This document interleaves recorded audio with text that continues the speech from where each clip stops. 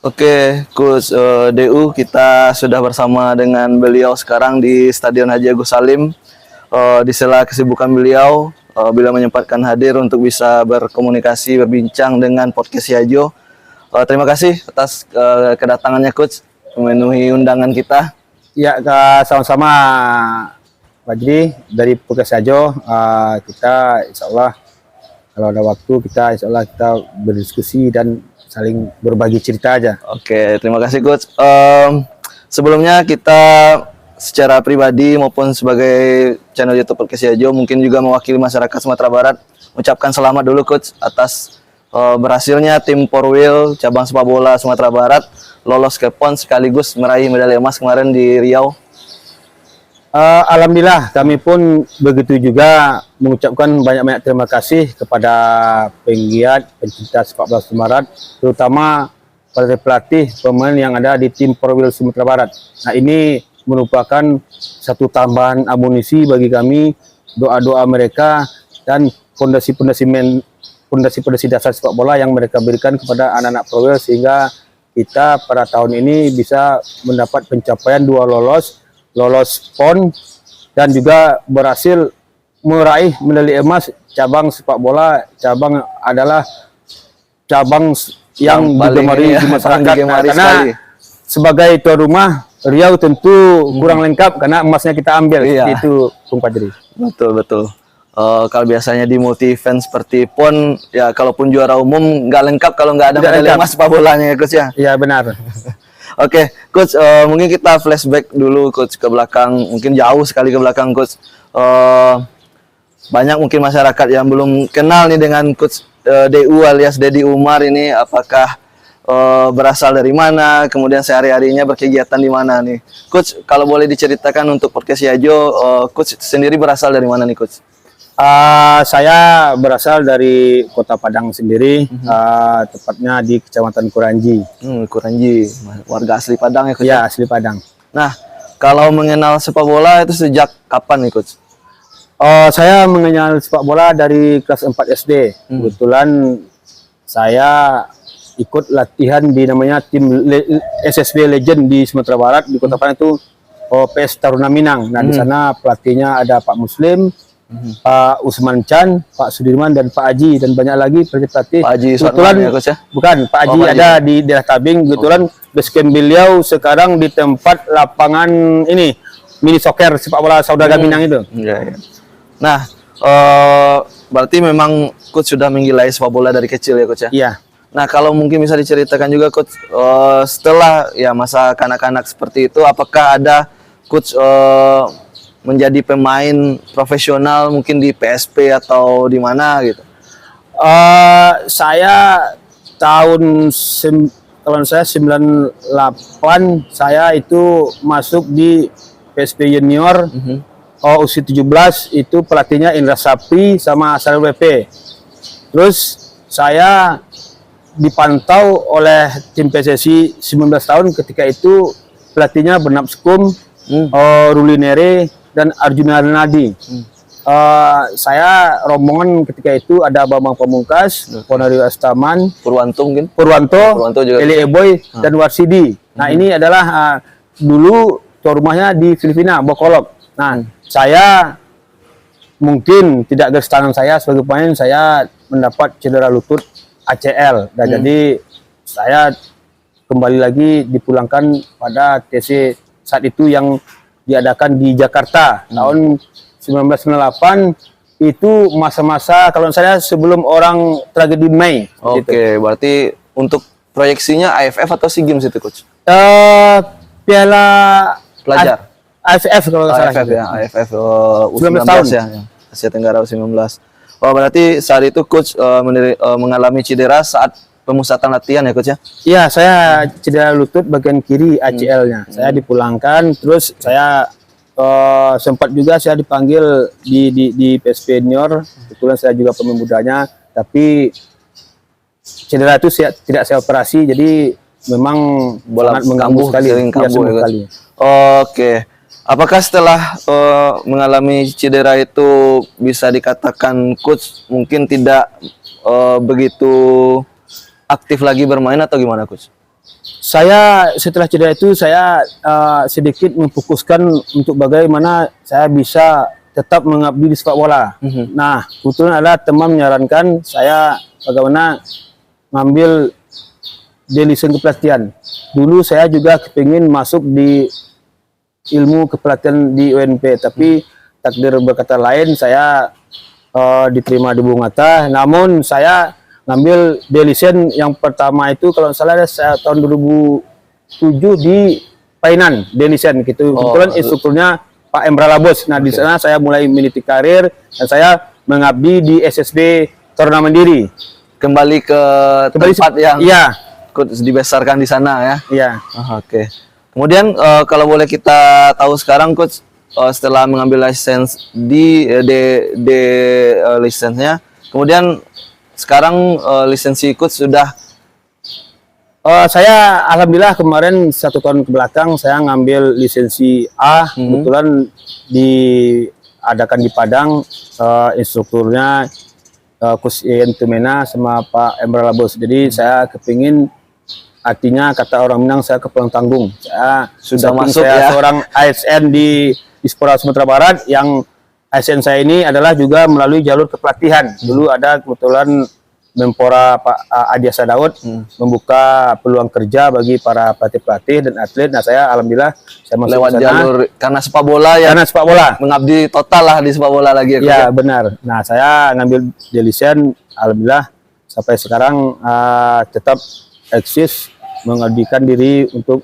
bagaimana sepak bola Sumatera Barat berkontribusi pemain-pemain muda kita atau talenta kita untuk tim nasional. Nah, terkait talenta muda, tentu ada 2 orang yang mungkin di tahun ini, di akhir tahun ini khususnya yang begitu dikenal tidak hanya di Sumatera Barat tapi di Indonesia, yaitu Ikram dan Nabil. Nah, mana sosok yang ada di depan kita sekarang ini adalah salah satu yang bisa dikatakan berjasa nih atas karir mereka. Tapi kita nanti akan bahas tentang Nabil dan Ikram. Coach, perkenalan dengan PPLP bagaimana, Coach? Kebetulan kalau menurut saya tahun 2015 itu ada semacam penyegaran di tubuh tim kepelatihan PPLP. Kebetulan dan ada, karena di PPLP ini syarat untuk melatih itu kita harus ada presentasi. Nah, saya tidak ikut. Yang ikut waktu itu ada beberapa pelatih, terpilih Bang Suprianto.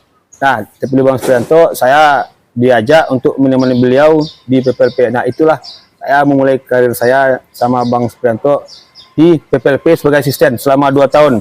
Saya banyak belajar dari Bang Suprianto karena beliau sudah matang di melatih yang senior. Maksudnya beliau udah 2 kali di PON. Kemarin terakhir beliau di PS Serang kalau saya tidak salah. Seperti itu ya. Oke. Nah, berarti total dengan sekarang Coach masih di PPLP sudah berapa tahun kira-kira tuh, Coach? Saya asisten dari tahun 2015 sampai 2017. Pelatih kepala, kebetulan Bang Anto ada kegiatan dipanggil ke Menpora, beliau memilih untuk melatih di PPLM karena di Jakarta itu posisi kita akan cepat terpantau oleh pusat. Nah, beliau ngambil di PPLM Jakarta, PPLP-nya mahasiswa. Beliau mengundurkan diri di PPLP.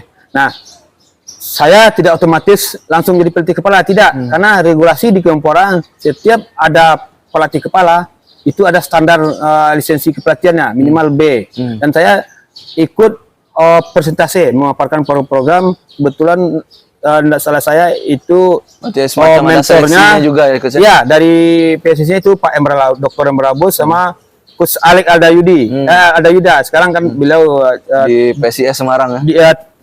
Di PSIS, dan beliau juga mempunyai kompetisi di mengajar di UNP. Nah, akhirnya dari beberapa kompetitor saya terpilih untuk melatih PPLP sampai alhamdulillah sampai saat sekarang.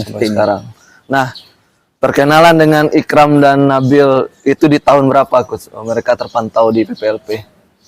Ikram dan Nabil, kalau Ikram kita udah sering lihat dia ketika masih main di kan di SSB kan banyak pertandingan usia 13, 14. Berarti coach sudah lihat dari Udah, SSB. kita udah lihat SSB, kebetulan Ikram hari itu bermain sama remaja terusan sama BBC Batung Taba. Ada Mendegor, ada mana, tapi terus pantau. Dan Nabil pun juga kita pantau dan kita fitkan ketika mereka ikut Piala Suratin. Piala Suratin Nah, tahun kalau 2000. Nabil Piala Suratin, kalau Ikram kita kalau tidak salah kita memantau dia terakhir piala yang diadakan ini semacam IO di Kota Padang. Nah, itu kita fitkan langsung kita masukkan. Nabil kita pantau di Piala Suratin. Piala Suratin. Langsung ditarik ke masuk PPLP. PPLP. Coach, ya. Nah,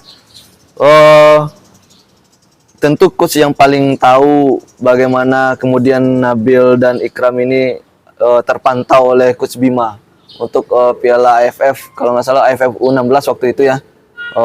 Kita juara waktu itu coach. Nah, mungkin bisa berbagi sedikit ceritanya coach, bagaimana proses mereka terpantau ini? Nabil dan Ikram itu terpantau ketika Piala Suratin U15 yang diadakan di Tangerang. Nah, di sana kebetulan Bima kan kerangka timnya dia ada juga. Nah, dia melihat lagi mana ada tahu pemain-pemain yang ada yang sekarang ini bisa melebihi yang di dalam. Nah, maka Bima dan kawannya terus memonitor waktu di Suratin 15 kemarin. Berarti Piala Suratin Nasional ya coach? Di Suratin Nasional. Oke, berarti ibaratnya Coach Bima mencari tambahan amunisi lah gitu Ya, dari squad yang sudah ada waktu itu. Nah, bagaimana nih coach perasaan coach ketika ya yang pertama dulu Nabil waktu itu di final AFF ya menang waktu itu coach di kalau nggak salah di Maguwo, Stadion Maguwo Harjo. Iya, sebagai pelatihnya di PPLP, perasaannya bagaimana waktu itu coach? Ya, ini perasaan kita semua ya, warga Sumatera Barat, terutama para pelatih-pelatih SSB yang di daerah. Karena secara ini saya membantunya hanya sedikit, tapi mungkin yang paling biasa itu dia pelatih-pelatihnya di kampung, di SSB, terus doa-doa orang tuanya. Dan yang terpenting, yang pemain-pemain hebat itu datang dari mereka yang bekerja keras. Mereka latihan pagi sesuai. Nah, kita hanya memoles-moles dan apa namanya, kalau kata orang kita di PPLP itu kita lebih banyak kepada teknikal, taktikal. Kita tidak bicara teknik skill lagi karena kawan-kawan di SSB sangat luar biasa. Diberikan, ya, gitu, mereka memberikan fondasi yang sangat kuat kepada Ikram dan Nabil. Nah, ini tentu kami semuanya warga Sumatera Barat sangat bangga, apalagi hari itu Nabil sempat hat-trick. Nah, ini pencapaian luar biasa. Nah, ini kami sebagai penggiat pelatih sepak bola yang Sumatera Barat, apalagi kami PLP, ini mengucapkan terima kasih pada Nabil yang telah kembali mengangkat Sumatera Barat, bahwasanya di Sumatera Barat masih banyak talenta-talenta yang bisa berkompetisi untuk sepak bola nasional. Nah, kemudian setelah juara di AFF, mereka ikut di kualifikasi Piala Asia, walaupun ya pada akhirnya di luar dugaan kita kalah di pertandingan melawan Malaysia, kemudian gagal. Dan akhirnya ada sesuatu yang berkah lah ibaratnya untuk U16 ini setelah kita gagal Piala Dunia U20, dan mereka yang mendapat giliran di U17, Piala Dunia U17. Kembali ada Ikram dan Nabil di situ, coach. Tentu kebahagiaan yang coach rasakan melebihi dari juara AFF sebelumnya, coach. Nah, gimana kira-kira coach bisa mengungkapkan ke kita semua nih, coach? Ya, ini perjalanan yang panjang bagi sepak bola Indonesia. Ini pencapaian luar biasa bagi kepengurusan Pak Erick Thohir dan kawan-kawan. Karena membawa Piala Dunia ke Indonesia itu bukan perkara yang sangat mudah. Nah, kita banyak saingan. Nah, kami sangat bangga sekali karena mungkin entah kapan lagi ada kesempatan anak-anak Indonesia, terutama anak-anak muda Sumatera Barat yang bisa memberikan kontribusi pada Piala Dunia. Nah, ini bukan levelnya lagi, bukan Asia atau tapi udah Piala Dunia. Nah, tentu kami pelatih yang ada di PPLP dan juga saya berdiskusi ke kawan-kawan yang di daerah pelatih PTSB, mereka melihat sosok Nabil dan Ikram, mereka lebih termotivasi untuk bagaimana kedepannya Nabil, Ikram akan muncul di tahun-tahun berikutnya. Nabil jadi dan ini Ikram yang baru ya, coach ya. Iya, ini suplemen vitamin yang luar biasa bagi kami pelatih PPLP dan juga kawan-kawan pelatih yang ada di SSB. Mudah-mudahan lahir lagi generasi yang baru dari Nabil, Ikram, yang lainnya nanti. Nah, tentu kita paling disorot itu ya Nabil ketika mencetak gol indah coach, tendangan bebas walaupun ketika melawan Maroko, walaupun kita akhirnya kalah di pertandingan itu. Kemudian Ikram luar biasa, full 3 pertandingan di grup dia selalu mengawal gawang Indonesia. Nah, apa mungkin yang pernah wejangan atau apa yang pernah coach sampaikan ke mereka berdua selama di PPLP coach? Kami tim pelatih selalu mengingatkan kepada pemain-pemain termasuk semua yang di siswa PPLP bahwasanya sepak bola ini adalah industri. Dan kalian akan dihargai kalau kalian berprestasi. Bagaimana prestasi akan datang, minimal kita jangan sama orang. Kalau kita ingin berprestasi lebih, tentu kita harus ada program individu sendiri daripada tim pelatih. Contoh, tim pelatih masuk latihan jam 6. Jam setengah 6 siap subuh, berjamaah, ngaji, ada individual training sendiri, Mas. Jadi pemain Mandiri itu ya, mandiri. Kesadaran sendiri. Mereka bertanya ke tim pelatih, apa yang kurang? Kurang passing, mereka nambah passing. Nah, ini selalu kami tekankan kepada Ikram dan Nabil, termasuk juga tim pelatih selalu mengingatkan ketika mereka di Jerman. Karena etos kerja orang bule itu dia disiplin. Jangan mulai latihan jam 7, datang jam 7. Kalau bisa mulai latihan jam 7, kita datang jam 6. Udah sendiri latihan kita dulu. Jadi secara tidak langsung kita udah menambah fisik, udah menambah teknik. Tentu ini akan berefek nanti pada penampilan kita di ajang resminya. Itu dan kami juga mengingatkan supaya selalu menjalin komunikasi kepada orang tua. Artinya tidak kepada kami, kepada kedua orang tua mereka, karena mereka lah yang berjasa. Karena apalagi ke ibu, ini selalu kami tekankan. Nah, nanti baru turunnya kepada pelatih, kawan-kawan. Karena kalau kawan-kawan, orang tua, pelatih mendoakan, ini menggetarkan isi-isi langit ini. Lengkap lah, lengkap dukungan semuanya. Ya, betul. Ya. Pernah nggak coach mungkin ketika selama TC di timnas baik di Jakarta ataupun ya TC yang paling jauh kemarin sebelum Piala Dunia di Jerman, 2 anak asuh coach ini mungkin curhat cerita ada keluhan mungkin, wah ternyata berat di sini coach gini-gini, atau ada cerita-cerita seperti itu nggak coach? Enggak, kami membekali ya, kepada anak-anak yang seluruh siswa PPLP, jangan di satu tempat itu orang mengikuti kita. Artinya kita harus mengikuti kemauan orang. Artinya di gitu tim nasional tim berat, kalian harus siap harus siap. Nah, mereka menceritakan selama TC di dalam, mereka sangat bangga dapat, karena tentu kami pun juga sangat bangga karena mereka dilatih oleh tenaga profesional di samping lisensi tinggi, dan mereka juga mantan-mantan tim nasional. Nah, mereka sangat antusias dan ini dapat mereka buktikan mereka masuk starting line up di posisi inti. Oke, mungkin nanti kita lewat coach juga bisa berkesempatan nanti ngobrol dengan Nabil ataupun Ikram. Siap. Nah, oke, Dusanak Podcast Siajo, banyak sekali tentunya yang ingin kita bicarakan dengan coach Deddy Umar. Namun tentu dengan kesibukan beliau, ada beberapa kegiatan juga yang akan beliau lakukan di hari ini. Yang pasti kita tetap mendoakan yang terbaik untuk tim PON Sumbar nanti coach. Ya, berlaga di PON yang sebenarnya nanti. Ya, kami juga nanti mungkin kita tunggu petunjuk dari PONI Sumbar dan Aspor Sumbar. Insya Allah mungkin di Januari kita udah mulai TC lagi mempersiapkan tim untuk PON, bagaimana bisa PON ini kita berbicara lebih dari sebelumnya dari sebelumnya. Minimal kita pokoknya setiap melangkah kita harus ada target yang kita ingin capai. Oke. Nah, mungkin sedikit saja coach tentang tim PON kemarin. Rasanya ketika adu penalti gimana coach? Ini final tapi harus dituntaskan adu penalti ini. Gimana nih coach? Ya, ini kebetulan kami tim pelatih waktu penalti kita memberikan sepenuhnya kepada para pemain. Nah, kita ada sedikit merasa agak nyaman karena kita punya penjaga gawang M Zaki tingginya 140, jadi minimal dengan M Zaki tongkongnya bagus, gawang tuh udah tertutup semuanya. Nah, jadi ini kami sedikit merasa agak tenang, tapi motivasi lah gitu ya jadi motivasi karena tapi kami juga ya kami katakan di penalti itu jangankan kalian seorang Maradona, Lionel Messi, Pele pernah juga gagal. Jadi sekarang ambil penalti, putuskan.